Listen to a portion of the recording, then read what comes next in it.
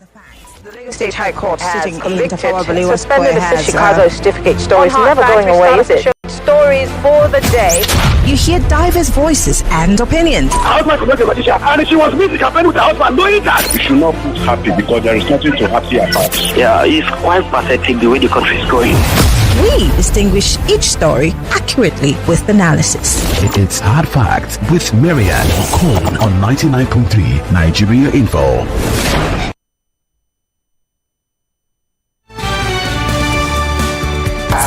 This is Hard Facts.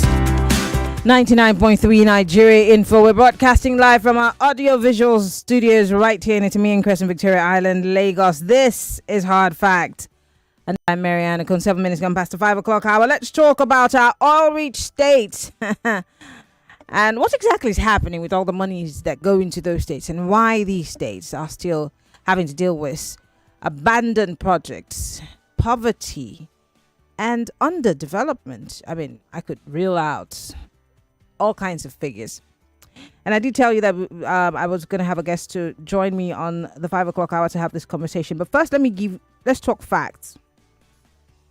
Because my question this evening is why these oil-rich states are poor in 2025, despite collecting billions of naira every single month. In August of 2025, the Federation Account Allocation Committee shared 2.225 trillion naira among federal, state and local governments. Oil-producing states alone took home 183.01 billion naira from the 13% derivation fund. That's on top of the irregular FAC allocation, by the way. Between January and May of 2025, the 9 oil-producing states shared a staggering 620.23 billion naira in derivation, double what they got in the same period last year. Internally generated revenue tells its own story. Rivers State made 195.4 billion naira in 2023. Delta generated 114.08 billion naira.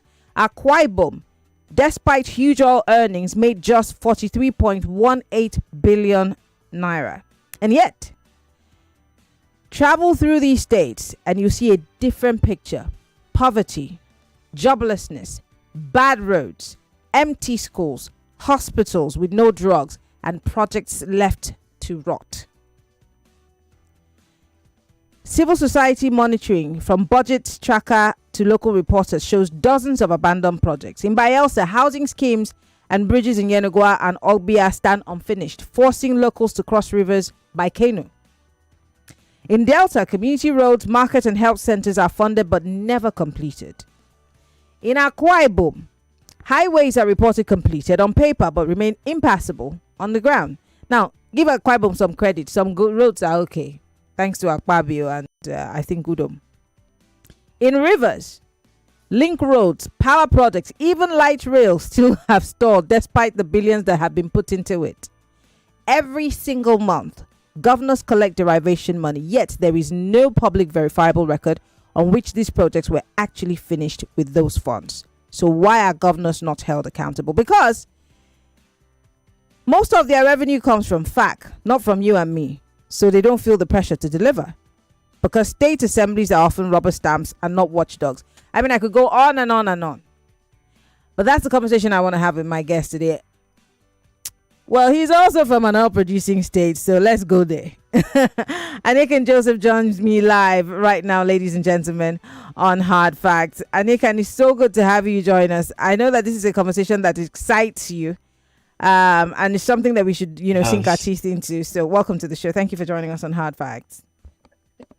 Thank you for having me, Maryann. Always a pleasure. I have some facts to share. So, of course, the big question is, why are we in these, and I'm saying we because you and I come from oil-producing states, even though your state took my state's oil wells, so we don't have oil wells like that again. We still have some. We can have that conversation when you're ready. But most importantly, why is there so much poverty in the so-called oil-rich states, especially the likes of Delta and Bayelsa and Rivers? First of all, thanks for this conversation because it's important that we find a way to understand the paradox that is called the Niger Delta. Why is a big question. But it is complicated. It is complex.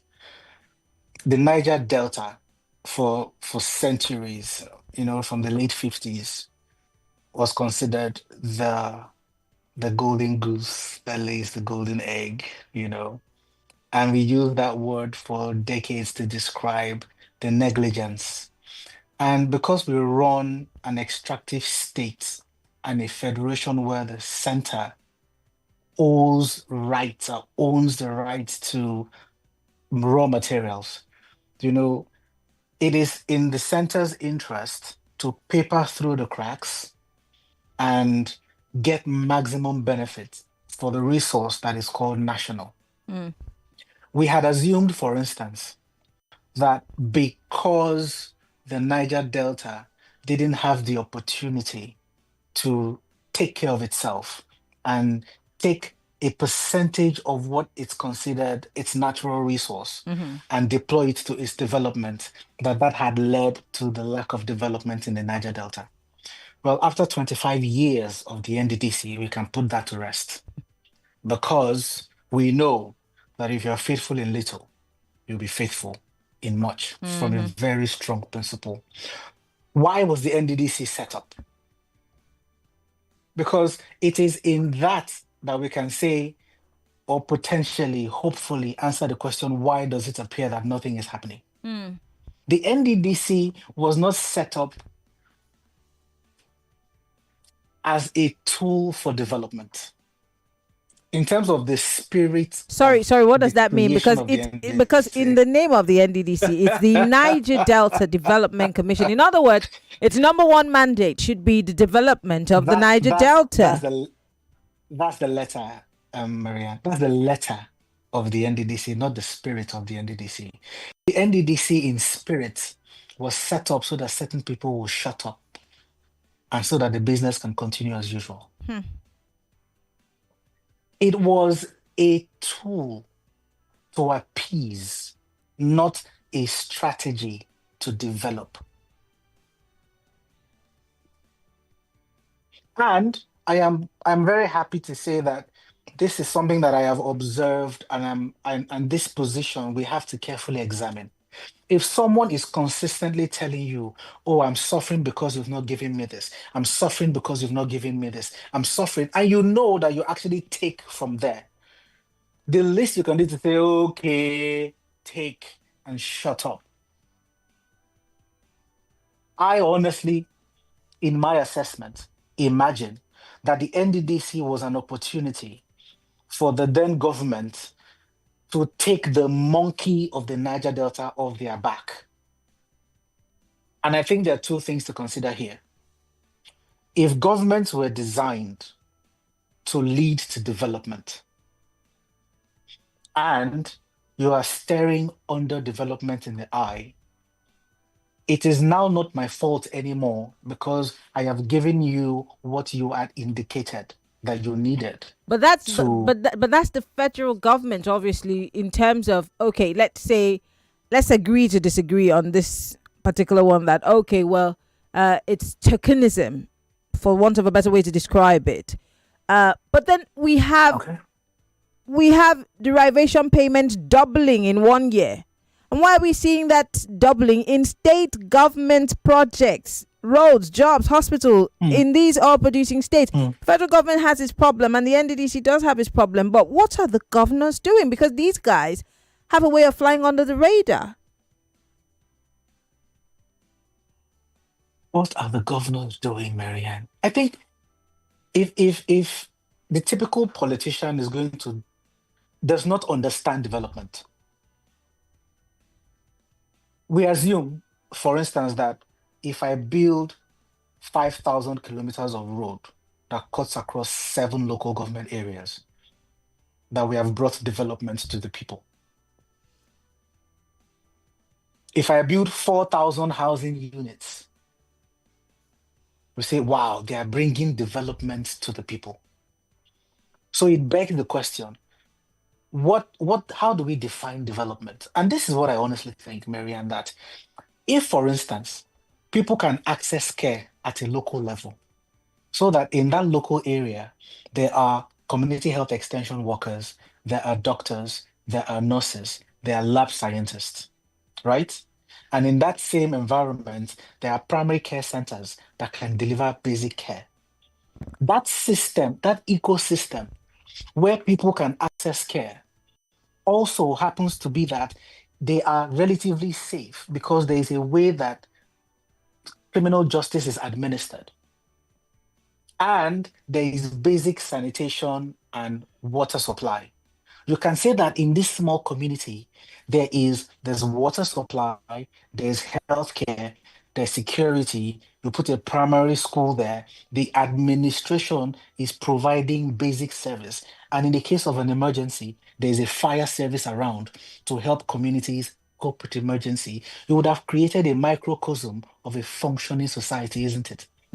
Now, when you scale that up and say, so that it's about the ability to provide service. If you meet a typical child from the Niger Delta, and I'm going to spew a lot of data when we go into it, but I'm trying to, by my introduction, say that there's a fundamental misunderstanding of what development is. Because if we think that it's about building roads, a lot of people are going to argue with you that the states are being developed. Because as at 2000, when the NDDC became an act, and 25 years later, NDDC can tell you that they've done 20,000 kilometers of road.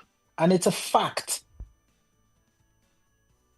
So we need to redefine what development is and put it in the right context. So that when I say to my people that I have built roads, I am suggesting to you that my people have the capacity for trade, and this road is going to accelerate trade. That my people have built a system that delivers healthcare, and with this road, healthcare delivery will be faster. My people need safety and security, and when we install these street lights, it's even safer. But if we do not tie development projects to indicators that actually suggest development, we are not doing anything yet. Because when you hear about maternal mortality, infant mortality, human development index, that's where you really come to the understanding that spending billions on infrastructure that are not tied to these things, we may not understand what development is. I, before I ask my question, because yeah, because when I talk about having a sense of direction, a blueprint of sorts, I point to Akwa Ibom State, which seems to have a trajectory where all the governors seem to follow. Right after Obong Victor Ta, seems to be a trajectory. Might not necessarily be what you would define as development, but then there seems to be a continuum of sorts. Now that cannot be said. The same cannot be said for every other state in the Niger Delta, including my state. Because every governor comes and does their own, and then, they throw their states into... I mean, for example, the first time I went to Bayelsa, there was just one road. I still think there's still one road till today. So that's my first question. Is the challenge that there is no blueprint, there is no sense of direction, or could there have been one, but then because of the way that we play politics in Nigeria, everybody just wants to come with their own white elephant project? Could that be one? Secondly, I used to work for a governor who, when he came, he had a plan. He thought that this was what the people wanted. And then someone whispered to him one day and said, have you asked these people if it's the road that they want? The people said they didn't want a road, that they had a certain disease that had been affecting them because of the bad water that they had in their community. And so he was able to meet the needs of the people. How come we don't have that kind of tailored governance? Could that also be one of our biggest problems, as you have earlier alluded to? Of course. Thank you, Maryann. So the first part of your question is saying, is there a blueprint? Is there a plan? It looks like in one state or some states that there may be, and others there may not be. The concept here is the Niger Delta, and the idea of development is welfare versus strategy. So welfare is these people, they are hungry. Let us find a way and give them empowerment. And that is a word that we have made offensive in this country, because every time I hear empowerment, it breaks my heart, because we talk in token terms when we say we are empowering people. So there's a welfare idea that, oh, these people are poor and are miserable. Let us quickly intervene. Let us dig a borehole. And then we say that we've developed the area. As against a strategy to say, what is our vision of the Niger Delta in another 25 years? And in the way we frame the conversation, we are likely to achieve significant progress, because we are not trying to say, take Keno as a fisherman, or take a hair dryer as a hairdresser, or take a grinder as a market woman to grind pepper. We are saying our vision for the Niger Delta is this. And these are the pillars that we are going to institute to drive that vision. I want to give you an example of what I think development could be. Now, the Niger Delta has 13% additional revenue that any other state in Nigeria has, correct? Which means that we have additional resource to be a pillar to the other states of the federation. So the Niger Delta can take a position to say, you know what? We are going to be the region that trains and delivers healthcare workers for the country, because we have the additional budget to do so. We are going to be the region that has very specialized research center for endocrine issues, diabetes, blood pressure, etc. Because these are the things that affect our people. People can come to that institute and we are going to shed the light through us. If you go to sports, for instance, we are going to be that region in this country that can build specialized sports training facility. Because we are riverine in nature, we must deliver a Nigerian that is playing or swimming in the final of the Olympic gold, because we have created an institution that delivers at that level. So because the conversation is not strategic, it is welfare, it is difficult to take steps then that help you achieve a strategic goal. And that's where the governance part of it comes in.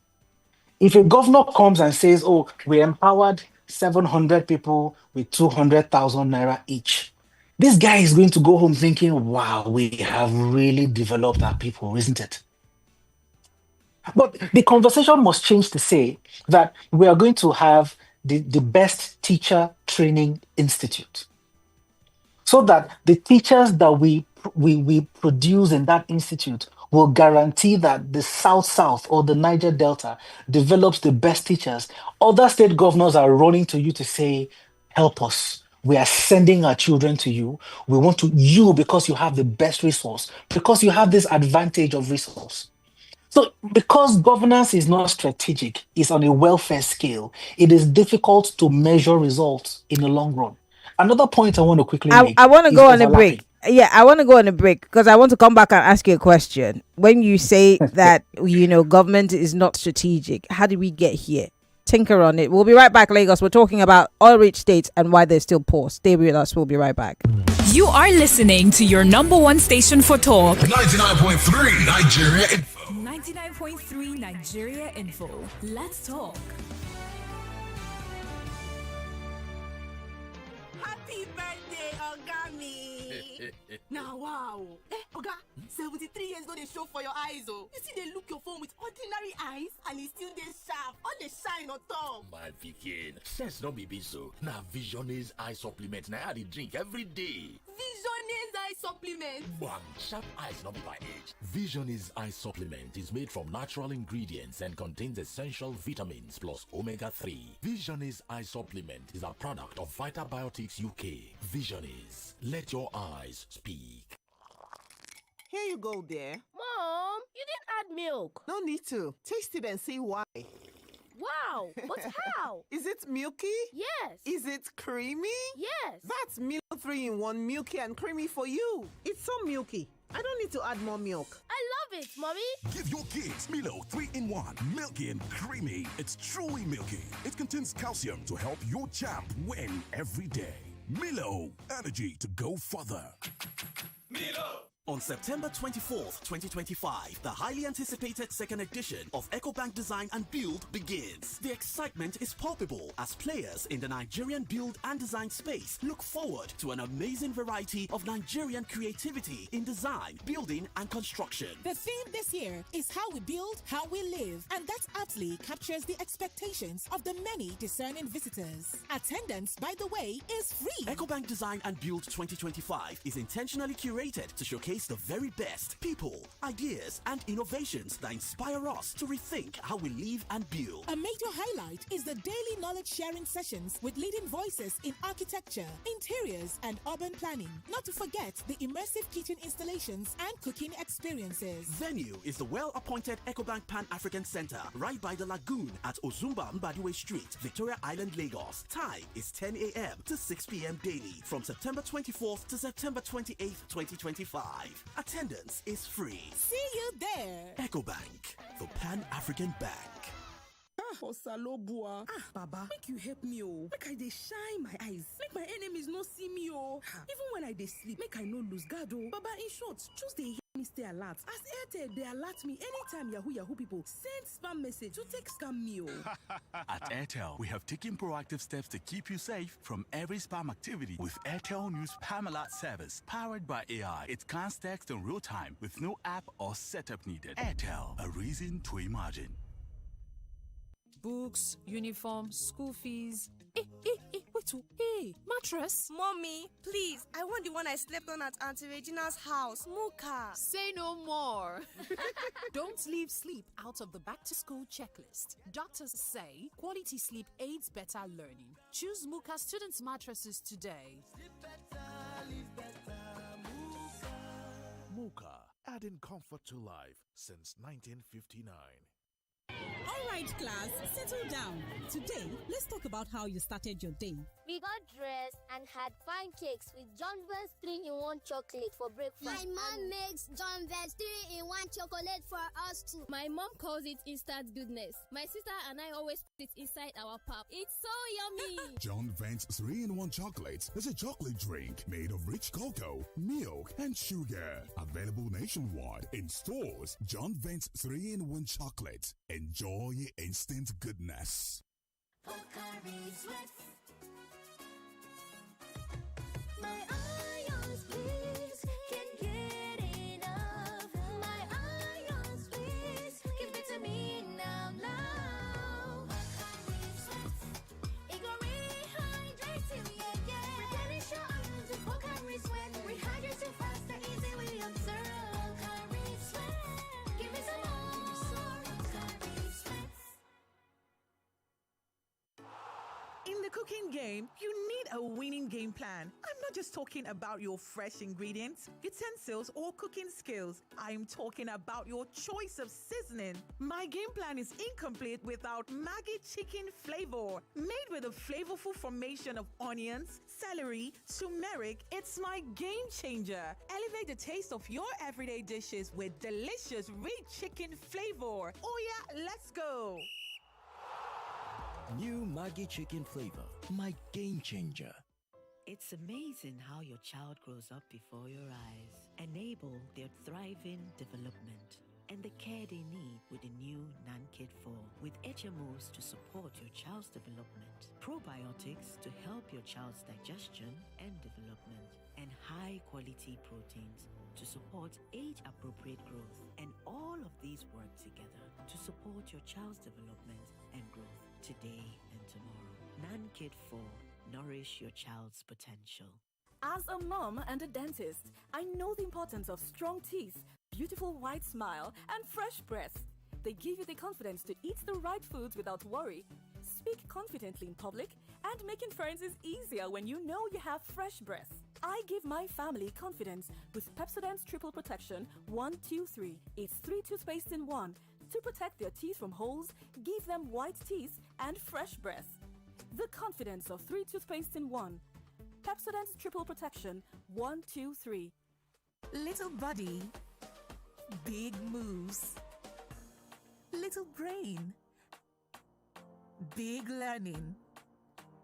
Your little child is eager to do big things.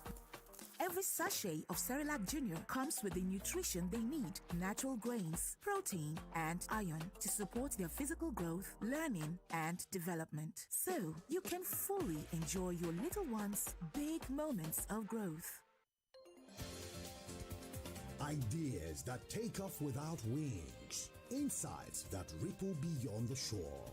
That's the power of marketing with Edge. So come celebrate excellence beyond borders in the 2025 Marketing Edge National Marketing Stakeholders Summit, virtual on the 25th September and the Edge Awards on the 26th September at the Balmoral Event Hall, Sheraton Hotel, Ikeja. Our lead speakers are Baba Awokwetu, Consultant, Strategy, Marketing, Stragba, and Mr. Obia Sika, Director General, National Council for Arts and Culture. And gracing the summit as panelists are Mr. Pratesh Suraj, Chief Executive Officer, Laureus, Mrs. Victoria Biola Ajayi, GMD, TVC Communications, Mr. Femi Odubebi, Founder, Executive Producer, Zuri 24 Media and more. Marketing Edge Awards. Promoting the brand idea. This is where the headlines meet the hot takes. What are the feelings of people knowing that Fubara is set to return as governor of Rivers State? We have crisis before, we have actions during, and definitely there will be some actions after. Regulation of food prices, I think that some miracle is supposed to happen, and our magician is the president. The farmers that you are giving directives to say you want to crash the full price, they are not only farmers. You know, some of these monies that we've continuously been taxed. Like, seriously, or they were just brought in by devil to come and make us suffer. Kogi state government has lamented that youth take weapons and food to bandits. Nigeria's investors who are in the diaspora are complaining. You are asking investors who are not in Nigeria to come and invest. Are you kidding me?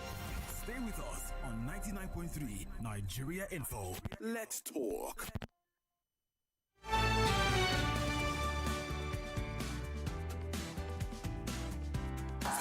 This is Hard Yes, it is, and we're live on Facebook.com/Nigeria Info FM. We're also live on YouTube, Nigeria Info FM. We're talking about the spate of abandoned projects in the Niger Delta, especially the oil-rich states. The fact that there's poverty, there's joblessness, and so much infrastructural, abandonment, for the want of a better way to describe it. But then let's not forget that there's so much money coming into the states, double the FAC amounts that we get. There's also the 13% derivation. Where does the money go? Who's questioning the governors? What exactly is our problem in these oil-rich states? And just like my guest has been saying, the oil-rich states are supposed to be, the states where other states who don't have access to the kind of monies that they have lean on. But that is not necessarily the case. And so the question is, why? My guest is Aniekan Joseph. Now, Aniekan, before we went on that break, you were talking about the fact that the governance in Nigeria is not strategic. And I'm asking, why isn't it strategic? What exactly brought us to where we are now? Because I'm thinking one of the reasons why people would go into government, why I would want to lead a place, is because I've seen that there's something lacking, and I think I have what it takes to fix it. So if you're saying that there is no strategy in today's governance, how do we get there? Interesting question, Maryann. Ideally, developmental strategy should belong to the political party, not to the individual candidate. What the candidate now does is to interpret the party's strategy for development in a way that he is confident that he can deliver a section or a component of that strategy in 4 or 8 years and hand over knowing that the next person under the umbrella of the party is going to continue in that way. What we have, unfortunately, is the fact that because the parties do not have a developmental plan or strategy in a way that is understandable, clear, and coherent, big individuals with strong egos impose their personal plans, Mhm. and they do the best they can, knowing that this is the time they have. And the best you can do within that context is to intervene in a token interventionist welfare way, as against executing a developmental strategy. So, if I know that this is my plan, I must ensure that whoever succeeds me is going to continue with my plan, Mhm. not necessarily our party's plan. So there is a need to engineer the way we identify and understand politics from that party side. Because if parties lack ideologies, it is a recipe for long-term developmental failure. We must fix that. We must fix that. So when I hear all sorts of stories about this party and that party and this party has come up, it is a power grab conversation, not an opportunity to sit down and say, what is the strategy that will take Nigeria where it ought to be? And you communicate that strategy clearly so that when your citizens see how you are deploying resources, you are mobilizing resources, they understand that it's part of an overall strategy to achieve something. Unfortunately, right now, what we have are the strategies of individuals that parties will be very happy to adopt if that individual is riding on a certain popularity wave. And when the next popular person comes, the party moves to that person. And that guarantees that investments will be incoherent, inconsistent, they are not layered, and everything is everywhere. That is why in the Niger Delta, for instance, we have 612 billion naira in abandoned projects, estimated at 1,600. This MD of NDDC comes and does his work. The next MD of NDDC comes and does his own work. And everybody is doing disjointed but very expensive projects. So, but we cannot say that the NDDC has not achieved anything. What we know for a fact is that the NDDC has created a new middle class.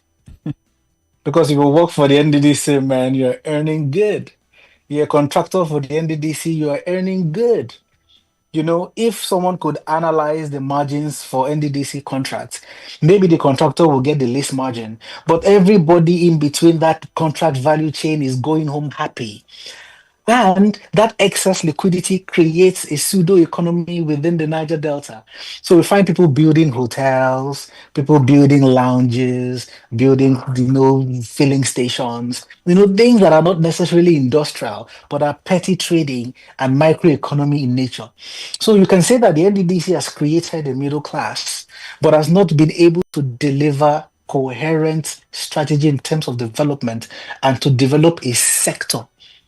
Most people who live in the Niger Delta either work for a bank that has a branch in the Niger Delta or work within the NDDC or an oil company operating in the area. It does not have its own indigenous industrial base that you can say, my people are employed, there's long-term employability strategy, etc.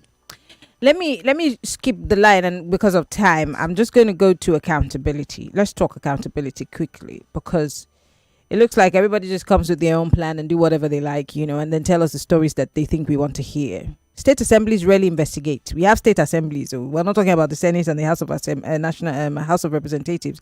Every single state. We don't have state assemblies. No, we don't have state please assemblies. we do. Please we do. In Lagos we have. We have in Akwa Ibom. We have in Rivers. We have in Cross. Please. The state assemblies rarely investigate or publish contract details. What do we call this? A failure of oversight, or are citizens themselves not necessarily demanding accountability? Because you see, it's between the state assemblies and the state governors. Let's leave Tinubu for a bit. Let him rest. Let's talk about the government that is closest to us the most. Let's go there. Okay. You have mentioned two things, and I have to respond carefully so that I don't miss it. We have a state assembly in principle. We don't have a state assembly in function. And there are things that we have learned. And if you remember the event that led to Honorable Member off your mic, What we learned with that interaction was that the people who are supposed to hold the executors accountable are the contractors that the executors are patronizing. So I am Honorable XYZ, and I go and register my company, and then I go to NDDC and say, give me contract. Honorable, no problem, sir, no problem, sir. So accountability is a theoretical concept in that environment, because the people who are supposed to oversight are competing for jobs in that sector. We can't act like we don't know. For instance, there is the story of the current Minister of Interior and a story of conflict of interest. You know, we know the former Minister of Humanitarian Affairs. So all of these events are supposed to reveal to us the reason why accountability is hard. Because I am Honorable so, I have a company, and I know that we approve the budget for certain projects to be done. I want my company to do that project. So if NDDC walks away with, 600 billion of abandoned project, I probably made some money from it. Until we have the different mechanisms of accountability independent and working. And the only way that can happen is when the biggest, most significant infrastructure in Nigeria, the stomach, is set aside. How do we even ask for this accountability? For example, I lived in Rivers for 6 years. I worked there for 6 years. And I remember at some point, I think we were doing the morning cross for Kofi and we asked the government appointee why the budget was not on the government website so people could actually see what is in it. And they said that they don't want the site to be hacked. That's why they didn't put it. So but then people took it. So are we not part of the problem? Before I open up the phone lines, Lagos, we're live on Facebook and on YouTube. You can post your comments. Nigeria Info FM. On WhatsApp, it's 08095975805. The phone lines are open, 020127709993 for the ladies, 0201465790. Aniekan, are we not part of the problem, if not the problem? Because if I see that you're not asking the right questions, I can get away with murder, can't I? Absolutely, you're absolutely right that we are an active participant in this. We may think that we are passive, but the reality is we are actively participating. And I'll tell you a very human reason why.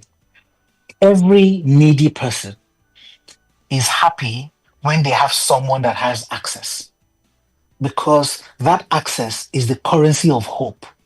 So if this guy gets in there and makes it, it gives me hope that there's a chance that I can make it. This person can now help me or empower me, and me too, I can now find a way. So maybe if you help me now, I'll now buy 2 trucks. I'll now be supplying granite. You have empowered me.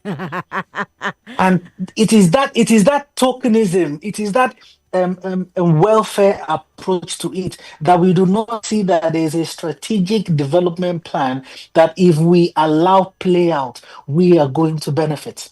That's on one hand. On the other hand, the concept of governance is not really understood.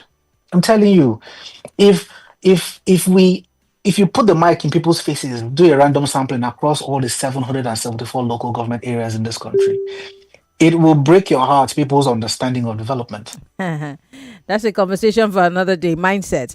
020127709993. Let's go, Lagos. 30 seconds. Go straight to the point. Hello. Welcome to Hard 30 Fact. seconds. Yes. Wow. Jonathan is my name anyway. Go ahead. Maryann, sadly, these are another stories of our reality as Nigerians and as Nigeria.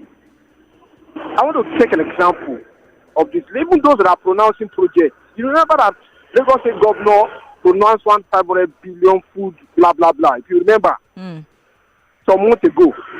I'm counting down to that announcement and look at myself.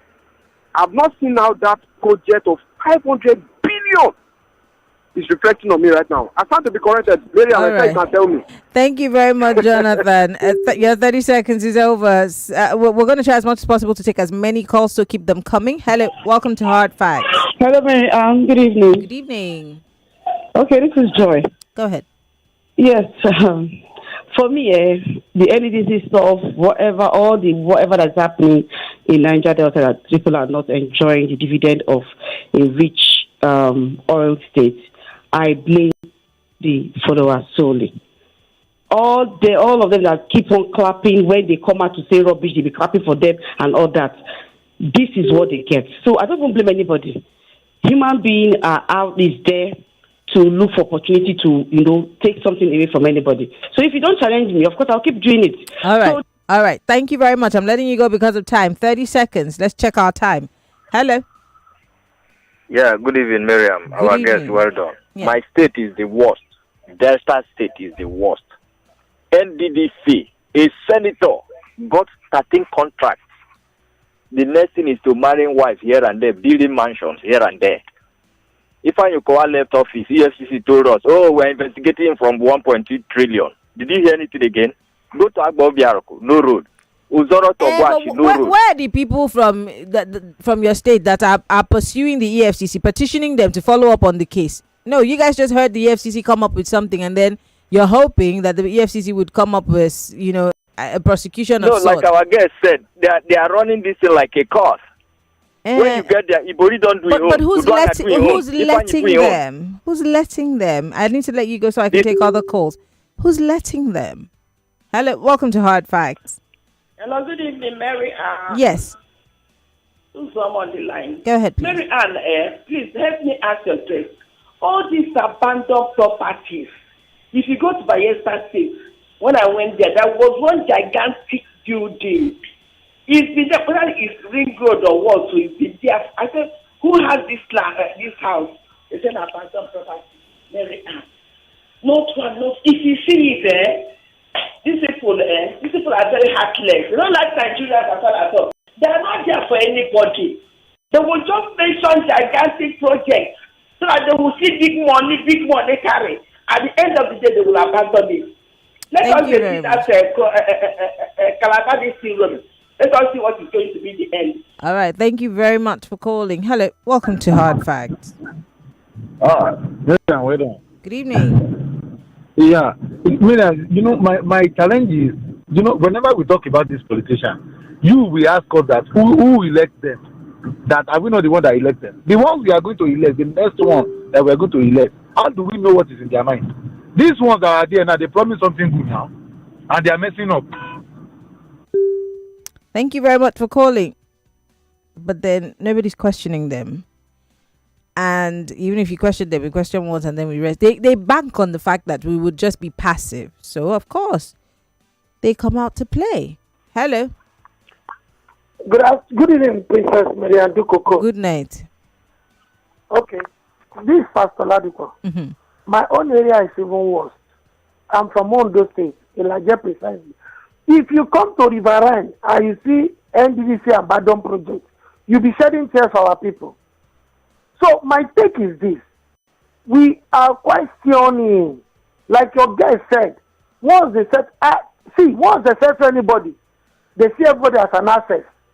So lastly, Maryann, do you know this thing that is happening to NDDC now is the same thing that will happen to every other development basin that Tinubu is also raising now? It's just to settle people and shut them down so they can do whatever they like. All right. Thank you. Thank you very much for calling. Welcome to Hard Facts. 0201277093. We're still talking about why the Niger Delta is supposedly all rich, but then very poor in terms of infrastructure, healthcare, education, and in every other wise. Hello. Welcome to Hard Facts. Good evening. Good evening. Blessing. Oh, blessing. Your line is very bad, though, but let's keep trying. Oh, blessing. You have to call me back. Your line is really, really terrible. Hello. Hello. Oh, yeah. Sorry. Call me back. I don't know what's happening to the lines, but keep coming. Let me read some messages while we're at it, because we don't have too much time.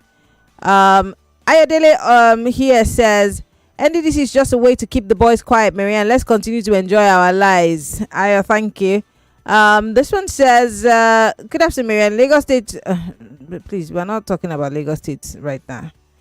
Someone here says, good evening. The simple answer to your question is that the Niger Delta governors and other leaders are bereft of developmental ideas. They're thieves. Any other thing you say is simple grammar. Charles from Ikorodu. Wow. This one here says, sending me long messages. Tari from Lekki, my state is Bayelsa. Yes, so it's the same one road that's still there. Then come to build one small one by the side. To me, the State House of Assembly is part of the problem. Then the people like we are letting them get away with stealing the money. But I will try to do my part from Lagos here. I'm ashamed of the past and present governors, Tari says. Interesting. This one here says, okay. Okay, this message obviously not for me.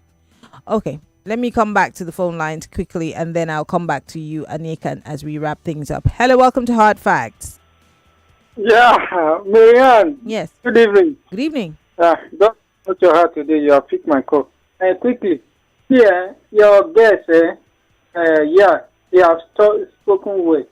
But the problem that is in it is that it's not about blaming the people who are in House of Assembly, who are in House of Assembly. Because if you look at it generally, look around the whole country and say to yourself, if you get some people in that is not in the, let me say, in the Senate there, let me say the public people, and bring them into that place, whether they will not repeat the same thing.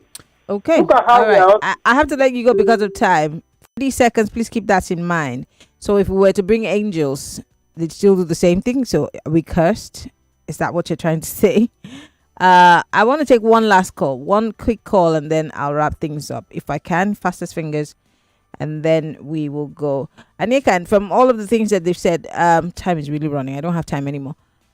So some people believe that Nigeria will never change because it is we the people that empower these kinds of behaviors, because that's what the last caller is trying to say. That look around the whole country, this is what's happening, no matter what is there any hope? I have just 1 minute now before we wrap up. Is there any hope in sight? I mean, and 2027 is just around the corner. Yes, there's hope. There's massive hope. One of the callers said, how do we know what is in their minds? There is a process called party primaries.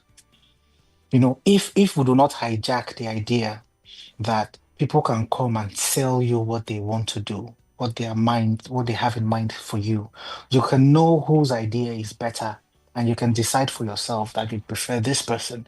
And that is in theory, for instance.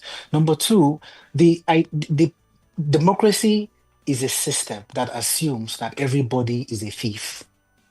That is why the executive has the legislature and we have the judiciary to ensure that there's balance and fairness.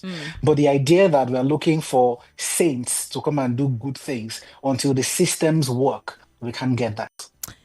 Well, the system has to work, but how do we get it to work? Aniekan Joseph, thank you so much for being our guest today on Hard Facts. We really appreciate you for always coming when we call you. We'll hold on to the hope that you have and hope that this hope will be renewed. Thank you so much for coming. You have to be hopeful. That's all we have. Thank you. All right. Well, Lagos, I want to thank you all for being part of the conversation. Follow me on Twitter, Instagram, Threads, MIMIEYO. Better still just Google Maryann Okon. And when you do find me, say hi. I'll be back tomorrow on Hard Facts. And tomorrow we have our guest for the stairs, the last Wednesday in September. You do not want to miss it. I love you, Lagos. Bye-bye. More conversation, more talk, more right after this. In the kitchen game, there are players. 99.3 Nigeria Info. We are more than just radio. Subscribe to our YouTube channel at Nigeria Info FM. Check us out on Facebook at Nigeria Info 99.3. Follow us on Twitter at Nigeria Info FM and on Instagram at Nigeria Info FM Lagos for live updates as it happens. 99.3 Nigeria Info. Let's talk.